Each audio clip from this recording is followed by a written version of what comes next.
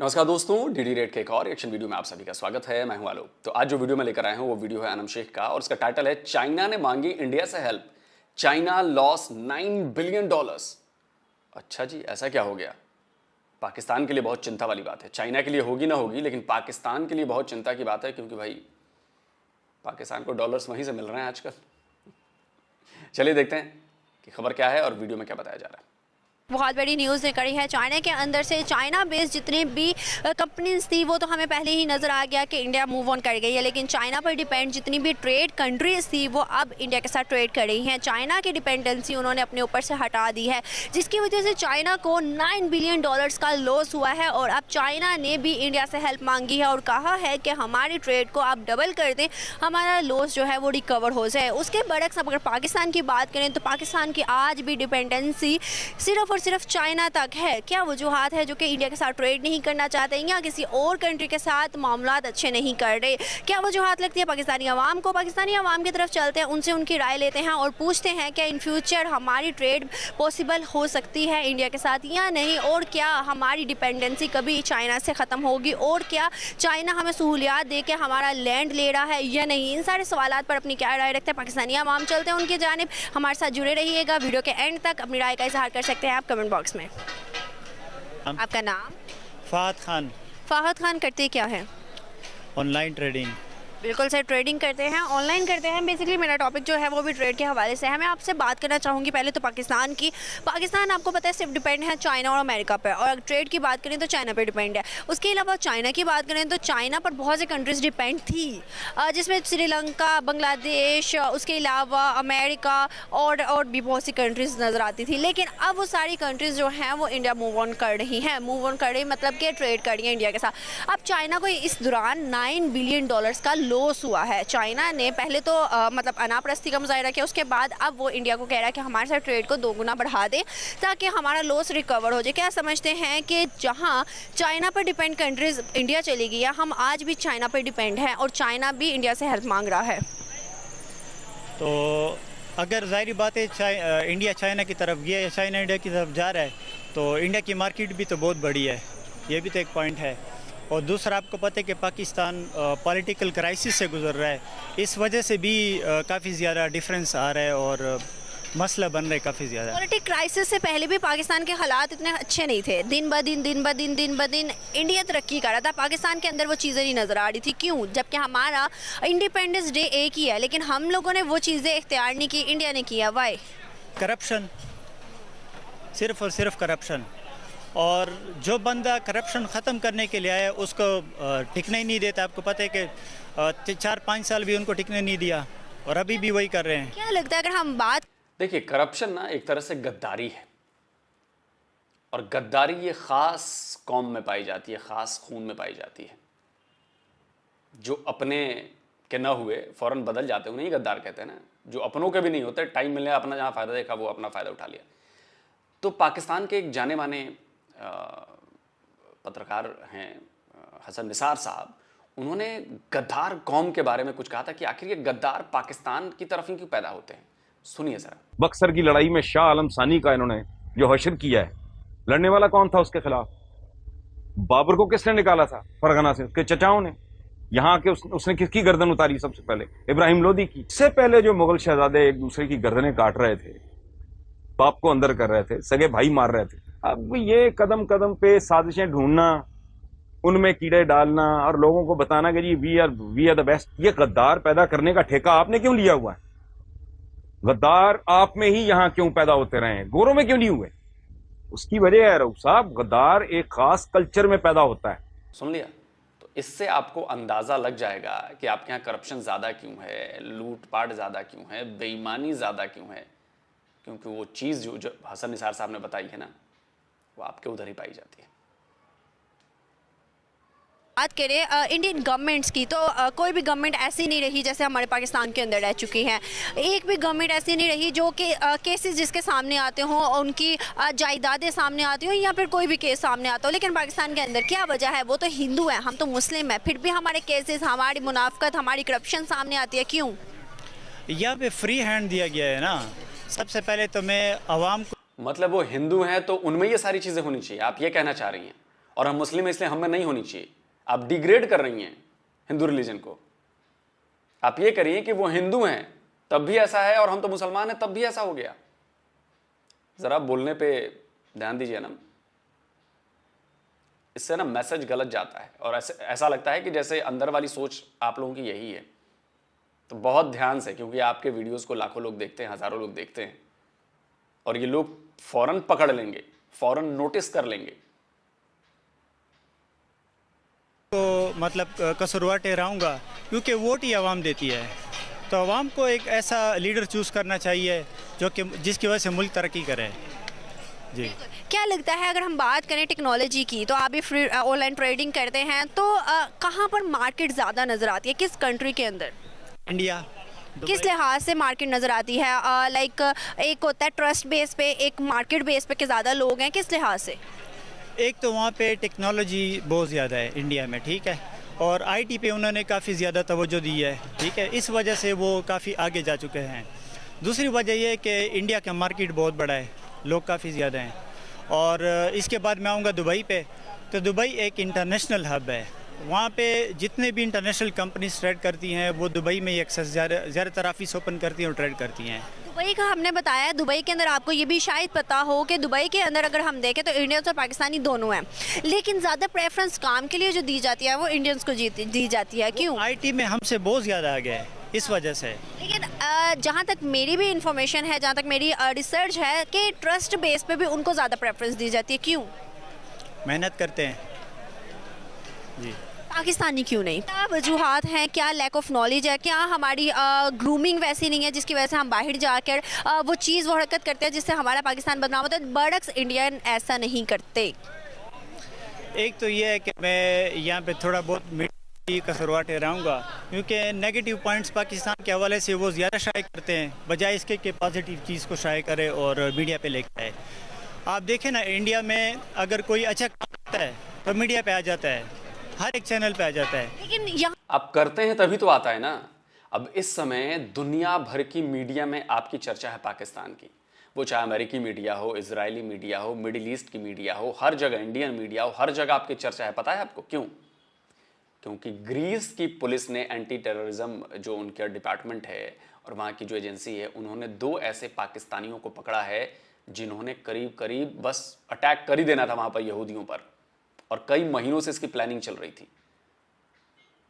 उनको धर दबोचा गया है, सब कुछ कर लिया था, एन अटैक के पहले उनको धर दबोचा गया है।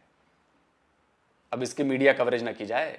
इतनी बड़ी घटना को अंजाम देने जा रहे थे आपके प्यारे पाकिस्तानी, आपके देश का नाम ऊंचा करने जा रहे थे और उनको धर लिया गया, इसको मीडिया ना दिखाए, है ना? छुपा ले, छुपाओ छुपाओ छुपाओ छुपाओ। वाह जी वाह। यहाँ पर मैं आपको एक और चीज़ भी बताती चलूँ, ठीक है, वो बात से मैं आपकी एग्री भी करती हूँ कि हम लोगों की पार्टीज बनी हुई है जिसको हम डिफेंड करते हैं मीडिया के थ्रू, लेकिन यहाँ पर एक और चीज़ भी बताती चलूँ कि आपने भी नोट किया होगा, जब कोई अच्छा काम करता है उसको दिखाया क्यों नहीं जाता? क्या सिर्फ मीडिया का रोल है या पीछे कोई और भी वजूहात हैं? No comment. खामोशी बेहतर है। बिल्कुल दे दो व्यूअर्स, आपने जानिए इनके खामोशी का आप क्या मतलब निकालते हैं, और ये सब कुछ बताइएगा कमेंट बॉक्स में कि इनके खामोशी के पीछे क्या राज छुपा है। तो बहुत शुक्रिया आपका, थैंक यू सो मच। आपका नाम? हसन। एहसान, क्या करते हैं? I am a software engineer. बिल्कुल सही, माशाल्लाह। एहसान, आज का बेसिकली क्वेश्चन मेरा सबसे पहले आपसे ये है, हम पाकिस्तान के सिनेरियोस की बात करें, आपको पता है दिन ब दिन हमारे जो हालात हैं वो बदतर होते जा रहे हैं। उसके अलावा हम बात करें चाइना की, चाइना के साथ हमारे ताल्लुकात बहुत अच्छे हैं। उसके अलावा अगर हम बात करें आस पड़ोस जितने ममालिक हैं, किसी के साथ इतने अच्छे नज़र नहीं आते। हम चाइना की अगर पहले बात करें तो चाइना के साथ जितने भी ट्रेड के पार्टनर थे, चाहे वो बांग्लादेश था, ताइवान था, श्रीलंका था या फिर अमेरिका था, वो सब अब मूव ऑन कर चुके हैं इंडिया की तरफ, जिसकी वजह से चाइना को $9 बिलियन का जो है वो लॉस हुआ है। और चाइना ने इंडिया को कहा है कि भाई आप हमारे साथ ट्रेड को 2 गुना ज़्यादा कर दो, हमारा लॉस रिकवर हो जाए। क्या समझते हैं कि हर कोई इंडिया की तरफ मूव ऑन कर रहा है, हम सिर्फ चाइना तक प्रेफरेंस रख रहे हैं और चाइना भी आज इंडिया को कह रहा है मेरी हेल्प करो? इसमें बेसिकली बहुत सारी चीज़ें इन्वॉल्व हैं, लाइक कि इसमें रिलीजियस पॉइंट ऑफ व्यू भी आ जाता है और कंट्रोवर्सी है, चूँकि एक डिवीजन हुई है बहुत बड़ी, तो इस वजह से वो हमारा थोड़ा सा कॉन्फ्लिक्ट रहता है उनके साथ, एक इमोशंस में है हमारे, है ना। तो ये चीज़ होनी नहीं चाहिए एक्चुअल में। वो एक टाइम था जब ये वार का दौर था, वो हुआ, ख़त्म हो गया, लेकिन और तो तकरीबन ऑलमोस्ट सब में हुई है। इवन अभी देखें तो लद्दाख का भी मसला चल रहा है, अभी देखें तो रशिया यूक्रेन ट्रेड जारी है, लेकिन अभी भी जंग चल रही है। तो मतलब ये सिलसिले तो सबके चले हैं जी। तो इसमें एक्चुअली बेसिकली अब हमें जो है, या चाइना है या जो भी कंट्री है, वो एक्चुअली फोकस कर रहे हैं टेक्नोलॉजी को। अगर आप देखें जितने भी सीईओज़ हैं, लाइक गूगल का है या और भी जो बड़ी बड़ी कंपनीज़ हैं, उनमें इंडियंस इन्वॉल्व हैं और बड़ी पोस्टों पे हैं, ठीक है। तो उसमें चूँकि चाइना भी ऑलरेडी एक इस लीग में नंबर 1 पे जा रहा है और टेक्नोलॉजी को फोकस कर रहा है, और वो चीज़ें जो अवाम में इवन के अमेरिकन्स भी हमें वो प्रोवाइड नहीं कर सके। लगता है कि चाइना हमें सहूलियात दे के हमारा लैंड लेता जा रहा है, क्या आप एग्री करते हो इस चीज़ से? देखिए, अगर फोकस करें उनकी मतलब जो पॉलिसी है उनकी, वो ठीक है, लैंड पे कब्जा नहीं करता जा रहा है, ऐसे तो कोई किसी पे कब्जा नहीं कर सकता है। नहीं, मैंने कहा है लैंड लेता जा रहा है, तो उसमें भी हमारी जो है हुकूमत इन्वॉल्व है, ठीक है, उसमें हमारे पॉलिटिशियंस इन्वॉल्व, ब्यूरोक्रेसी इन्वॉल्व है, सबका अपना उसमें जो है वो कह सकते हैं कि हम मफाद है, तो इसीलिए वो उनके साथ मतलब कॉन्ट्रैक्ट करते हैं। तो इसमें वो नहीं है कि वो ज़बरदस्ती कुछ कर रहा है, तो उसमें कुछ ना कुछ percentages each and every level पे लोग ले रहे हैं। बात करूँ आप परसेंटेज, अच्छा ठीक है, आप क्रिटिसाइज़ नहीं कर सकते चाइना का, क्योंकि चाइना ने आपके मुंह में डॉलर्स भर रखे हैं, आप कर नहीं पाएंगे क्योंकि वो मालिक है और आप गुलाम हैं। आपको अभी इस बात का एहसास नहीं है, बड़ी आप चिढ़ जाएंगे आप मेरी बात पर। ये बताइए, ग्वादर में ज़मीन आपकी, ग्वादर में समंदर आपका, और वहाँ पर पोर्ट बनाया पाकिस्तान की मदद से चाइना ने, और उस पोर्ट से होने वाली कमाई का 91% चाइना क्यों ले जाता है भाई? 91%, और सिर्फ 9% पाकिस्तान को मिलता है। ज़मीन आपकी, समंदर आपका, संसाधन आपके, सब कुछ आपका, आपका इलाका, और 91% हो ले जाता है। और वहाँ पर जो टॉप मोस्ट पोस्ट पर बैठे हैं वो सब चाइनीज़ बैठे हैं, यानी कि उनकी जो सैलरीज भी जा रही हैं वो सब चाइना जा रही हैं। पाकिस्तानियों को बहुत कम रोजगार मिलता है वहाँ पर। और ऐसा सीपेक और बाकी जो आपके यहाँ जो प्रोग्राम्स चल रहे हैं, सारी चीज़ें चल रही हैं, वो हर जगह उसमें इसी तरह की हिस्सेदारी है। तो अब मुझे बताइए कि ये कहाँ का इंसाफ है कि 100 रुपये आपकी ज़मीन से, आपका पानी, आपका समंदर, आपका बिजली यूज़ करके 100 रुपये कमाओ, और उसमें से आपको तो सिर्फ 9 रुपये 91 रुपये ले गया चाइना, है ना? बहुत बढ़िया डील है ना, बहुत बढ़िया परसेंटेज है, कमाल है। ने कहा है इन्वॉल्व होने के बाद क्या पाकिस्तान को उस कदर बेनिफिट्स हैं जिस कदर हमारा लैंड जा रहा है? देखिए, पाकिस्तान की अगर वैसे बात की जाए कि यहाँ पे रिसोर्सेज तो बहुत ज़्यादा हैं, ठीक है, और 70 ईयर से ये देखा जा चुका है, और इस पे तो बहुत सारी रिसर्चेस जो फॉरेन कंट्रीज़ के स्कॉलर्स हैं उन्होंने भी यानी ये की है कि पाकिस्तान में रिसोर्सेज की तो कोई कमी है नहीं, ठीक है, लेकिन इसमें चूँकि गवर्नमेंट और इस्टेब्लिशमेंट के कुछ जो है इश्यूज़ की वजह से तनाज़े का शिकार हुआ मुल्क, तो इसलिए थोड़ा सा ये फ़र्क पड़ा। लेकिन अभी भी अगर स्टेबल करना चाहें तो ये चाइना के साथ अपने तल्लुकात दोबारा से, अभी भी हम देखें तो सिर्फ चाइना, क्या आपको नहीं लगता हमें आस पड़ोस और भी कंट्रीज़ पर नज़र रखनी चाहिए, और भी कंट्रीज़ के साथ ट्रेड करनी चाहिए? क्या सिर्फ हमारे लिए चाइना काफ़ी है? ये एक्चुअली साइकोलॉजिकल इशू है हमारी कौम के साथ कि शुरू से ही हम ये समझते हैं कि चाइना जो है वो हमारे लिए बेस्ट फ्रेंड है, ठीक है, और वो ज़ाहिर है वो बेस्ट फ्रेंड को इमोशनली तो है नहीं, ज़ाहिर है उनमें उनके अपने भी बिज़नेस के पॉइंट ऑफ व्यू से चीज़ें हैं, ठीक है, तो इस वजह से इमोशनली वो हम उनके साथ इंगेज हो चुके हैं। मैं एक चीज़ ऐड करना चाहूँगी, क्या आपको लगता है कि आज अगर हम देखें तो जितनी भी बड़ी बड़ी ब्रांड्स, जितनी भी बड़ी बड़ी कंट्रीज़ हैं जो कि G20 में भी आती हैं, वो सब इंडिया की तरफ मूव ऑन करी है, वजूहात क्या हैं? इंडिया में एक्चुअली उनके कुछ जो उनकी गवर्नेंस है वो थोड़ा सा इस्टेब्लिश हो चुकी है, 5-10 साल से एक ही बंदा है, तो ठीक है, उनका वो इस तरह से बहुत ज़्यादा इनकलाब वाला इशू नहीं है। वो जो खालिस्तान वाला थोड़ा सा इशू उनका हुआ था, या फार्मर्स की तरफ से थोड़ा सा उनका इशू हुआ था, लेकिन उन्होंने वो भी उसको कंट्रोल अप कर लिया, और इस सिलसिले में उनकी इकॉनमी बहुत ऊपर गई है, जो है इतने रिलीजन होने के बावजूद उनकी हुकूमत अभी तक पाकिस्तान के मुकाबले में, अफ़गानिस्तान के मुकाबले बहुत ज़्यादा स्टेबल हो चुकी है, और टेक्नोलॉजी को फोकस किया है उन्होंने। वजूहात हैं जो कि 7 लाख से ज़्यादा जो पाकिस्तानी अच्छी ओहदों पर है वो चले गए पाकिस्तान से बाहर। वो उसमें बेसिक इशू उनकी जॉब का नहीं है, ना ही उनकी स्किल का है। स्किल भी हम इधर बैठ के ऑनलाइन ही सीख रहे हैं, सब कुछ जो भी प्रोजेक्ट हैं ऑनलाइन सबमिशन हो रही है, लेकिन एक्चुअल मसला है इन्वायरमेंट का। ठीक है, उसमें हमारी जो है हुकूमत इन्वॉल्व है और टैक्सीज वगैरह का बहुत ज़्यादा इन्फ्लुएंस रहता है, जी भी किस्म की सिचुएशन है। तो एक आखिरी सवाल करना चाहूँगी कि आपको लगता है कि हमें इंडिया के साथ ताल्लुकात बेहतर करके ट्रेड करनी चाहिए? क्या हमारे बेनिफिट्स हैं? अगर हम आस पड़ोस की कंट्रीज़ को देखें तो वो सब यही कर रही हैं।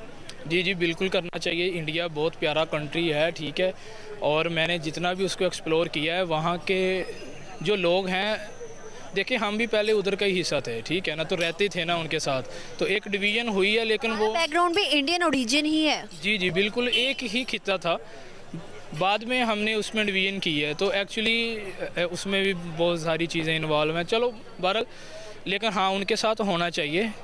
बिज़नेस के पॉइंट ऑफ व्यू से, टेक्नोलॉजी के पॉइंट ऑफ व्यू से भी किया जा सकता है, बाकी और ट्रेड के हवाले से भी किया जा सकता है, ठीक है ना। जानिए आपने पाकिस्तानी सिटीज़न की राय कि उनका भी कहना है कि अभी वो जंग और वॉर का दौर नहीं है, अब हम इकोनॉमी पर नज़र डालनी चाहिए, हम इंडिया के साथ भी ताल्लुकात बेहतर करके ट्रेड करनी चाहिए। आगे पाकिस्तानी सिटीज़न की तरफ चलते हैं, उनसे उनकी राय लेते हैं। बहुत शुक्रिया आपका। चलिए दोस्तों, वीडियो ख़त्म हो गया। और देखिए, मुझे लगता है कि लोगों को समझना चाहिए कि सिर्फ आप इस रीजन से नहीं हैं, आपकी रगों में जो खून दौड़ रहा है ना, उसका डीएनए भी हिंदू है, क्योंकि आप लोग कन्वर्ट हुए। आज से 8-9 साल पहले, 1000 साल पहले यहाँ पे इस्लाम नहीं था। इंडिया में इस्लाम नहीं था, इस्लाम आया, उसके पहले आप लोग हिंदू थे, आप लोग कन्वर्ट हुए। तो जो डीएनए वो तो हमारा ही है, हिंदुओं का डीएनए है। खैर, वो अलग बात है। अब मैं आता हूं कि आप ट्रेड की बात कर रहे हो, सारी चीज़ें कर रहे हो। अगर चाइना को आप इतना अच्छा दोस्त मानते हो, सब कुछ करते हो, तो चाइना आपके यहाँ मैन्युफैक्चरिंग यूनिट्स सेट क्यों नहीं कर रहा? चाइना आपके यहाँ फैक्ट्रीज क्यों नहीं खोल रहा? चाइना आपके यहाँ आकर अलग अलग सेक्टर्स को ग्रो क्यों नहीं करा रहा? मेड इन पाकिस्तान चीज़ें क्यों नहीं बना रहा? नहीं बनाएगा, क्योंकि वो जानता है कि इसमें उसका नुकसान है। इसीलिए अब मैं आपको एक डेटा दिखाता हूँ, आपको जो मेरी बात मैं कह रहा हूँ ना, इससे आपको पता चलेगा। साल भर में पाकिस्तान चाइना से $20 बिलियन की चीजें खरीदता है, यानी कि $20 बिलियन पाकिस्तान चाइना को देता है हर साल। पिछले साल का डेटा होगा शायद 2021-22 का। और चाइना पाकिस्तान से पता है कितने $बिलियन खरीदता है? बिलियन छोड़िए, $3 लाख सिर्फ। आप ये फर्क देख रहे हैं, $20 बिलियन और सिर्फ $3 लाख।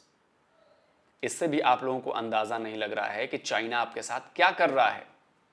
अभी चाइना ने आपको $700 मिलियन दिए, जिसकी वजह से आपका जो फॉरेक्स रिजर्व था बैंक में, वो थोड़ा सा $4 बिलियन के ऊपर बढ़ गया। चाइना का इतना ज्यादा कर्जा हो चुका है आपका कि चाइना जब चाहे आपके कई इलाकों को हथिया सकता है, कई सेक्टर्स को पकड़ सकता है। वैसे पता नहीं कितने पाकिस्तानियों को पता है कि बिजली वाले सेक्टर जो है ना, इलेक्ट्रिसिटी जो आपका सेक्टर है, उस पर चाइना का कब्जा है। चाइनीज कंपनियां हैं वहां पर, उनको चाइनीज कंपनियां रन कर रही हैं। अभी हाल में जो पिछली बार आपके यहाँ बिजली का बड़ा संकट हुआ था, तो चाइनीज कंपनियों ने कहा था कि पैसे चुकाओ नहीं तो हम बिजली काट रहे हैं, बंद कर देंगे, हम प्लांट ही बंद कर देंगे। तो बिजली सेक्टर तो चाइना के हाथों में जा चुका है। तो आपको आइडिया नहीं है कि चाइना किस तरह आपके गले में पट्टा पहनाकर आपको दबाए हुए है। लेकिन खैर, हमें क्या है उससे, मुल्क आपका है, आपका देश है, आप चलाते रहिए। दूसरी बात ये कि अगर हम बात करें ट्रेड की और इसकी, तो देखिए हमें ट्रेड की ज़रूरत नहीं है पाकिस्तान के साथ, कोई ज़रूरत नहीं। आना जाना क्यों करना है? जब अलग देश हो गया, ले लिया, तो ठीक है भाई, अब इसमें तो हम कुछ कर नहीं सकते ना। देखिए, चाइना और इंडिया में भी विवाद है, चाइना और इंडिया में भी लद्दाख को लेकर प्रॉब्लम चल रही है, सब कुछ हो रहा है, लेकिन इसके बावजूद हमारी ट्रेड जारी है, क्योंकि हम आपकी तरफ बेवकूफ़ लोग नहीं हैं। समझ रहे हैं? प्रॉब्लम दूसरी तरफ है, ट्रेड दूसरी तरफ है, उसमें हमारा भी फ़ायदा है, चाइना का भी फ़ायदा है, बहुत सारी चीज़ें हैं। धीरे धीरे हम डिपेंडेंसी भी कम कर रहे हैं, ऐसा नहीं कि हम कम नहीं कर रहे हैं, धीरे धीरे हम चाइना पर डिपेंडेंसी कम कर रहे हैं। और चाइना से जो बड़ी बड़ी फैक्ट्रीज थी, बड़ी बड़ी कंपनियां थी, वो धीरे धीरे उठ के अब इंडिया आ रही हैं, तो फ़ायदा इंडिया को हो रहा है। इसीलिए चाइना को लग रहा है कि यार अगर हमने इंडिया से और ज़्यादा संबंध खराब किया तो प्रॉब्लम और बढ़ेगी। तो जाहिर सी बात है कि चाइना को ये बात समझ में आ रही है। लेकिन देखिए, चाइना बहुत बड़ी इकॉनमी है, ये भी कहने में कोई शर्म नहीं आनी चाहिए, बहुत बड़ी इकॉनमी है, क्या करना नहीं करना, लेकिन हाँ, उनकी इकॉनमी में प्रॉब्लम आनी शुरू हो गई है। जो डेटा वो दिखाते हैं, जो कुछ वो बताते हैं, जो शो ऑफ करते हैं, उसमें घालमेल तो है, और इसकी वजह से वहां पर प्रॉब्लम्स हो रही हैं। तो आने वाले वक्त में देखते हैं कि रिलेशन कैसे जाते हैं, लेकिन बाकायदा ये है कि जो प्रॉब्लम्स हैं वो दूर करने की कोशिश की जा रही है। पाकिस्तान से हमें किनारा ही करना है, पाकिस्तान तो अब हमारी गिनती में भी नहीं है, और हम सिर्फ अपने आप पर फोकस कर रहे हैं कि हम अपने आप को कैसे डेवलप करें, क्योंकि हमारा अब टारगेट है कि अगले 25 ईयर्स में, कि जब हम 100 ईयर्स के हो जाएंगे हमारे इंडिपेंडेंस को, तब हम एक डेवलप्ड नेशन के तौर पर आए, जो पीएम मोदी ने कहा था। तो अब जो है वो पूरा देश एकजुट होकर अगले 25 साल तक हम अपने देश को एकजुट करेंगे और डेवलप्ड नेशन बनाने की तरफ काम करेंगे। और मुझे लगता है कि इंडियंस एक बार जो ठान लेते हैं वो उसको करके दिखाते हैं, तो 25 साल में हम कर लेंगे। तो देखिए क्या होता है। बाकी 25 साल में पाकिस्तान कहाँ जाएगा, कहाँ रहेगा, कैसे रहेगा, नक्शा कैसा होगा उसका, वो हम कह नहीं सकते। तो जल्दी मिलता हूँ एक और नए वीडियो के साथ। नमस्कार, जय हिंद।